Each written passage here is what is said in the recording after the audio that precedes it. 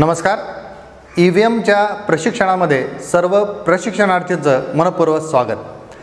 आज आपण पाहणार आहोत EVMच्या मशीनचे सगळे पार्ट्स, त्यांचं कनेक्शन, डिस्कनेक्शन, सीलिंग, ह्या सगळ्या गोष्टी आज आपण शिकणार आहोत. माझ्या उजव्या हाताला जे आहे याला म्हणतात कंट्रोल युनिट. सेंटरला जे ठेवलेलं आहे ही आहे व्हीव्हीपॅटची मशीन आणि माझ्या डाव्या बाजूला जे आहे ती आहे बॅलेट युनिट BU. आपल्याला केंद्राध्यक्षांना या सगळ्या मशीन्स अशा केसमध्ये मिळणार आहेत आणि यानंतर आपण प्रत्येक मतदान केंद्रापर्यंत पोहोचल्यानंतर याच्यातल्या मशीन्स काढून आपल्याला मतदान केंद्राच्या ठिकाणी मतदानाच्या पूर्वी आपल्याला मॉक पोल घेण्यासाठी त्या मशीन जोडायच्या आहेत. तर आपण आता पाहूयात याची जोडणी कशी करता येईल. चला तर मग पहिल्यांदा आपण घेऊयात बॅलेट युनिट.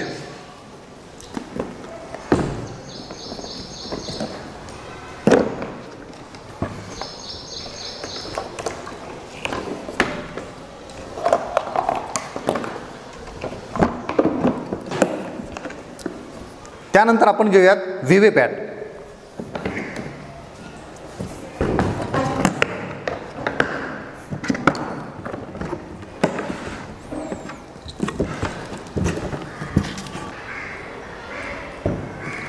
यानंतर आपण घेऊयात कंट्रोल युनिट.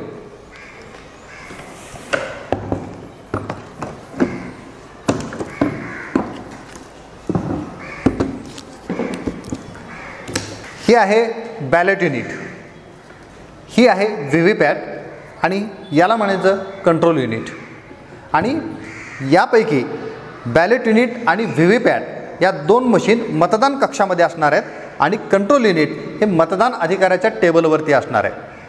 तर सर्वप्रथम आपण पाहूयात बॅलेट युनिट. बॅलेट युनिटमधला हा जो भाग आहे याला म्हणतात बॅलेट पेपर. इथं उमेदवारांची नावं, त्यांचे क्रमांक, त्यांचे चिन्ह हे असणार आहेत आणि हे असणार आहेत त्याच्यासमोरचे बटन. या बॅलेट युनिटला इथं आणि या ठिकाणी सील असणार आहे आणि मतदान केंद्राध्यक्षाने किंवा मतदान केंद्राधिकाऱ्यांनी कुठल्याही प्रकारचं सील याला करण्याची आवश्यकता नाही आहे. आणि हे बॅलेट युनिट आपण कनेक्ट करणार आहोत व्हीव्हीपॅटला. तर आता आपण पाहू व्हीव्हीपॅट आणि त्याचे भाग. व्हीव्हीपॅटमध्ये हे जे समोर आहे याला म्हणतात डिस्प्ले सेक्शन. इथं जो भाग आहे याला म्हणतात बॅलेट स्लिप कंपार्टमेंट. हे आपल्याला मोकळं मिळणार आहे. हे आपल्याला मॉकपोलच्या नंतर सील करावं लागणार आहे. इथं सील आणि या ठिकाणी याचा पेपर रोलचा जो कंपार्टमेंट आहे ते सील असणार आहे पूर्ण. याच्यामध्ये सगळ्यात महत्त्वाच्या गोष्टी ज्या आपल्याला पाहायच्या आहेत तर त्या पाहायच्या आहेत आपल्याला. हा नॉब हा आडवा आहे म्हणजे हा ट्रान्सपोर्ट मोडमध्ये आहे आणि हा ट्रान्सपोर्ट मोडमध्ये असल्यामुळे याला जेव्हा आपण कार्यान्वित करू, जेव्हा आपण याचे कनेक्शन्स देऊ तेव्हा आपल्याला याला उभं करायचं आहे. आणि वर्किंग मोडमध्ये करत असताना याला या पद्धतीनंच फिरवायचं आहे, क्लॉकवाईजच फिरवायचं आहे. त्यानंतर इथं BU इंटरफेस कनेक्टर कंपार्टमेंट याला म्हणतात आणि या ठिकाणी आपल्याला BUचं कनेक्शन द्यायचं आहे. इथं या ठिकाणी एक काळं बटन आहे आणि ते बटन 1 क्रमांकावरती आहे की नाही याची खात्री आपल्याला करायची आहे. यानंतर आपण पाहूयात कंट्रोल युनिट आणि त्याचे भाग. कंट्रोल युनिटमध्ये इथं आपल्याला सील करून मिळणार आहे, या ठिकाणी सील करून मिळणार आहे आणि हा जो पार्ट आहे ज्याला रिझल्ट सेक्शन म्हणतो हा आपल्याला मॉकपोलच्या नंतर सील करावा लागणार आहे. हे बॅलेटचं बटन आहे, हे टोटलचं बटन आहे जे आपण मतदान प्रक्रियेमध्ये कधीही आपण मतदान किती झालं हे पाहण्यासाठी, ते तपासण्यासाठी आपण हे टोटलचं बटन दाबून आपण मतदान तपासू शकतो. हे आहे याचं डिस्प्ले युनिट. आपल्या मशीनमधल्या उमेदवारांची संख्या, पडलेली मतं मॉकपोलच्या वेळेस हे आपण या ठिकाणी पाहू शकतो. तसंच आपल्या एकूण EVMमध्ये कुठल्या नेमका मशीनमध्ये एरर आहे त्याचाही डिस्प्ले, त्याचाही संदेश आपल्याला या डिस्प्ले युनिटवरती मिळणार आहे. याच्या मागच्या बाजूला इथं याचे पॉवरचे बटन आहेत, ऑन आणि ऑफ. हे खाली जेव्हा असतं ते ऑफ परिस्थितीमध्ये असतं, मोडमध्ये असतं आणि ज्याला आपण जेव्हा वर करू तेव्हा ते ऑन असणार आहे. आणि या ठिकाणी आपल्याला हे व्हीव्हीपॅटचे केबल आपल्याला जोडावं लागणार आहे. हे सगळे कनेक्शन आता आपण करून पाहणार आहोत. पण तत्पूर्वी हे कनेक्शन करण्यापूर्वीच्या काही आवश्यक बाबी आपण लक्षात घेतल्या पाहिजे की EVMचं कुठलंही कनेक्शन हे कंट्रोल युनिट बंद अवस्थेमध्येच करायचं आहे. कुठलंही कनेक्शन असेल किंवा डिस्कनेक्शन असेल CU चालू असताना किंवा मशीन चालू असताना आपल्याला करायचं नाही आहे. हे सर्व मतदान केंद्राध्यक्षांनी आणि मतदान अधिकाऱ्यांनी लक्षात ठेवण्याची गोष्ट आहे की कुठल्याही मशीनचं केबल जोडत असताना किंवा काढत असताना ही मशीन चालू असता कामा नये. आता आपण या मशीनचे कनेक्शन पाहूया. बॅलेट युनिटच्या केबलचं कनेक्शन आपल्याला द्यायचं आहे व्हीव्हीपॅटसाठी. या कनेक्टर कंपार्टमेंटमध्ये या ठिकाणी BU इंटरफेस असं लिहिलेलं आहे आणि त्या ठिकाणी आपल्याला या BUचं केबल जोडायचं आहे. हे जोडत असताना या केबलला या ठिकाणी पकडून ही लाल जी बाजू आहे ती लालच्याच दिशेने आणि काळी जी बाजू आहे ती काळीच्या दिशेने असं ठेवून आपल्याला हे कनेक्शन द्यायचं आहे. असे दोन आवाज खट खट असे दोन आवाज या ठिकाणी होतात. पुन्हा एकदा कन्फर्म करायचं आहे की वरचं जे बटन आहे छोटं ते 1 वरती आहे. यानंतर व्हीव्हीपॅटचं जे कनेक्शन आहे ते आपल्याला द्यायचं आहे कंट्रोल युनिटला आणि कंट्रोल युनिटला कनेक्शन देत असताना सुद्धा त्याच पद्धतीची ही केबल आहे आणि त्याच पद्धतीने आपल्याला या ठिकाणी कनेक्शन द्यायचे आहे. जर खात्री होत नसेल की केबल जर व्यवस्थित बसली आहे की नाही तर पुन्हा काढून पुन्हा एकदा बसवायचं आहे, जेणेकरून आपल्याला पुढच्या कुठल्याही त्रुटींना सामोरं जावं लागणार नाही. हे कनेक्शन्स केल्यानंतर मी सुरुवातीला पण सांगितलं की या ज्या दोन मशीन्स आहेत बॅलेट युनिट आणि व्हीव्हीपॅट या मतदान कक्षामध्ये असणार आहेत आणि कंट्रोल युनिट असणार आहे मतदान अधिकाऱ्यांच्या टेबलवरती. तर आता आपण सुरुवातीला मतदानाच्या 1 तासापूर्वी आपल्याला मॉकपोल घ्यायचा आहे. इलेक्शन कमिशनच्या निर्देशानुसार आपल्याला कमीत कमी 50 जणांचा मॉकपोल घ्यायचा आहे. 50 मतं आपल्याला त्या ठिकाणी द्यावी लागणार आहेत आणि उमेदवारांचे जे प्रतिनिधी आहेत त्यांच्या उपस्थितीमध्ये आपल्याला हा मॉकपोल घ्यावा लागणार आहे. परंतु काही कारणास्तव जर उमेदवारांचे प्रतिनिधी लवकर वेळेवर येत नसतील तर त्यांची 15 मिनिट वाट पाहून मतदान अधिकाऱ्यांच्या आणि तिथं उपस्थित असलेल्या लोकांच्या उपस्थितीमध्ये आपण मॉकपोल घेऊ शकतो. तर आता आपण हे कंट्रोल युनिट चालू करूयात. पण तत्पूर्वी कंट्रोल युनिट चालू करण्यापूर्वी व्हीव्हीपॅटचा हा नॉब हा वर्किंग मोड म्हणजे उभा आहे की नाही याची पुन्हा एकदा खात्री करायची आहे. हा ट्रान्सपोर्ट मोडमध्ये जर असेल म्हणजे आडवा असेल तर व्हीव्हीपॅट चालू होणार नाही. तर याची खात्री करायची आहे. CU चालू करण्यापूर्वी कंट्रोल युनिट चालू करण्यापूर्वी व्हीव्हीपॅटचा नॉब हा उभा असणार आहे. कंट्रोल युनिटचं हे जे पॉवरचं बटन आहे ते खाली म्हणजे ऑफ अशा परिस्थितीमध्ये आहे. हे आपल्याला ऑन करण्यासाठी वरती करावं लागणार आहे. हे आपण ऑन केलं. ऑन केल्यानंतर बॅलेट युनिटच्या या सगळ्या LED प्रत्येक मतदाराच्या उमेदवाराच्या समोरच्या LED चालू होतात की नाही, इथला हिरवा बल्ब ब्लो होतो की नाही हे पाहायचं आहे. आणि त्याचसोबत व्हीव्हीपॅटमध्ये त्याच्या ऑटो चेकच्या 7 स्लिप्स चालू होतात की नाही हे पण आपल्याला पाहायचं आहे. आणि त्या 7 चिठ्ठ्या पडणार आहेत या बॅलेट स्लिपच्या कंपार्टमेंटमध्ये. चला आता आपण मॉकपोलला सुरुवात करूयात.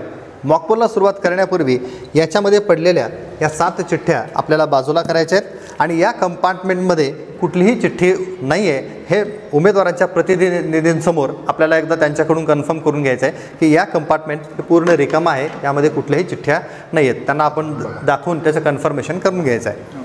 आणि या चिठ्ठ्या आपल्याला मॉकपोलच्या चिठ्ठ्यांसोबत ठेवायच्या आहेत. त्याला थोडंसं बाजूला ठेवूयात आपण. आणि त्यानंतर कंट्रोल युनिटच्या रिझल्ट सेक्शनमध्ये जाऊन आपल्याला CRC करून घ्यायचे म्हणजे क्लोज, रिझल्ट आणि क्लिअर. आणि हे सगळं केल्यानंतर आपल्याला त्यांना टोटलचं बटन दाबून त्यांना खात्री करून द्यायचे की याच्यामध्ये 0 मतदान झालेलं आहे. म्हणजे या इलेक्ट्रॉनिक मशीनमध्ये EVMमध्ये कुठलंही मतदान नोंदवलं गेलेलं नाही. एकूण उमेदवारांची संख्या, एकूण टोटल पोल्ड वोट्स त्याची संख्या 0 हे उमेदवारांच्या प्रतिनिधींना दाखवून आपल्याला त्यांच्याकडून खात्री करून घ्यायची. यानंतर मॉकपोलला आपण जेव्हा सुरुवात करूयात इलेक्शन कमिशनच्या निर्देशानुसार आपल्याला कमीत कमी 50 मॉकपोल घ्यायचे आहेत. 50 मॉकपोल घेत असताना आपल्याला प्रत्येक उमेदवाराला समान मतदान होईल याची काळजी घ्यायची आहे.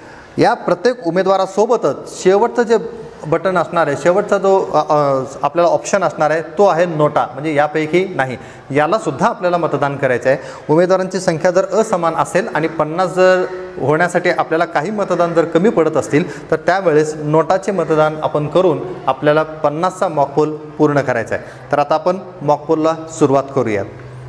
मॉकपोलला सुरुवात करत असताना आपण जेव्हा बॅलेट देऊ तेव्हा या ठिकाणी रेडी असा बल्ब लागेल आणि यानंतर आपण उमेदवारांच्या प्रतिनिधींना प्रत्येक उमेदवाराला समान मतदान करण्यासाठी सांगूयात.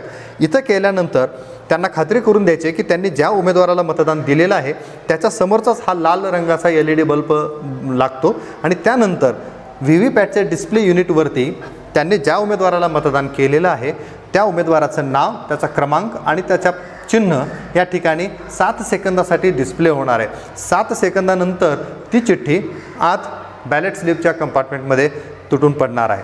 तर आपण आता सुरुवात करूयात. आपण उमेदवारांच्या प्रतिनिधींना सांगू की त्यांनी त्यांच्या उमेदवाराला मतदान करायचं आहे. त्यांना खात्री करण्यासाठी आपण दाखवूयात की या ठिकाणी त्यांनी ज्या उमेदवाराला मतदान केलेलं आहे तर त्या उमेदवाराची चिठ्ठी या ठिकाणी 7 सेकंद डिस्प्ले होत आहे, दाखवली जात आहे. यानंतर आपण दुसऱ्या प्रतिनिधींना आपण मतदान करण्यासाठी सांगूयात. त्याच्यासाठी आपण बॅलेट सोडूयात.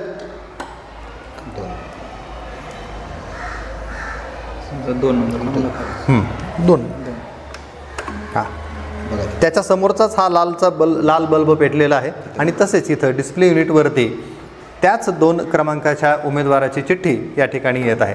अशा पद्धतीनं आपल्याला 50चा मॉकपोल या ठिकाणी घ्यायचा आहे.